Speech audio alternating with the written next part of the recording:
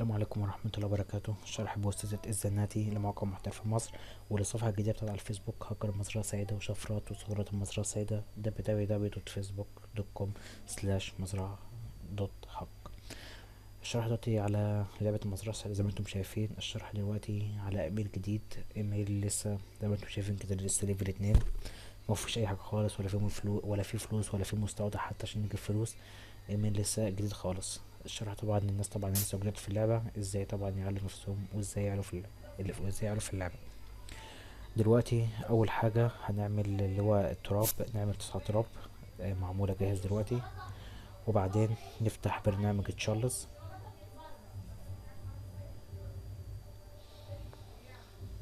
البرنامج كده بيفتح 5 4 3 2 1. تمام. دلوقتي نحرك اي حاجة في اللعبة، نحرك اي حاجة، نزرع، نحصد، نعمل اي حاجة في اللعبة عشان البرنامج يقرأ اللعبة.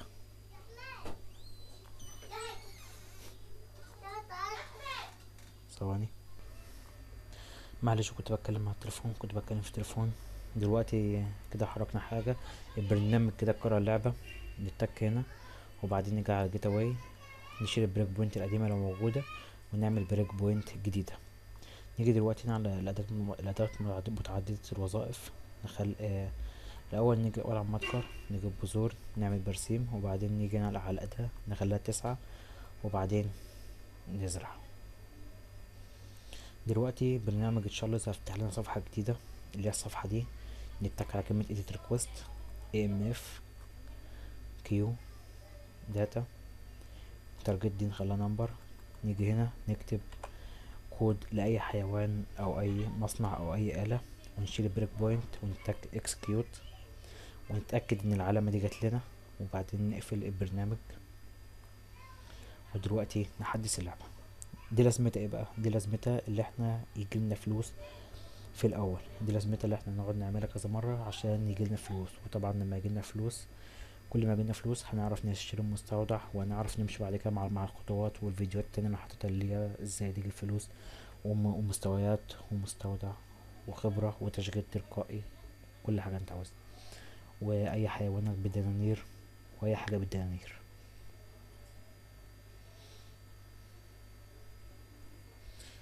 اللعبة كده بتحمل،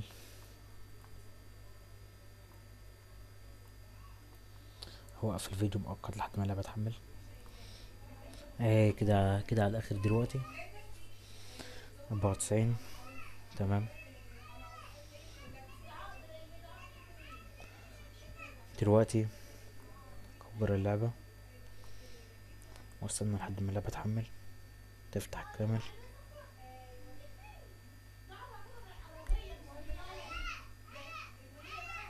هو المفروض ان الحيوانات بس النت بطيء شوية كده. تمام كده ابيع كده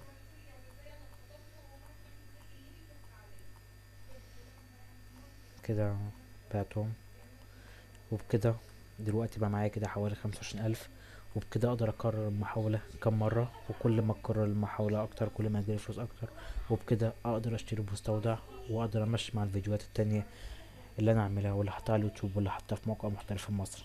ده طبعا كان شرح بسيط ازاي نعلى في الليفل عشان نقدر نجيب مستودع وعشان نعلى. طبعا كان معكم من زينات من موقع محترف في مصر، والسلام عليكم ورحمة الله وبركاته.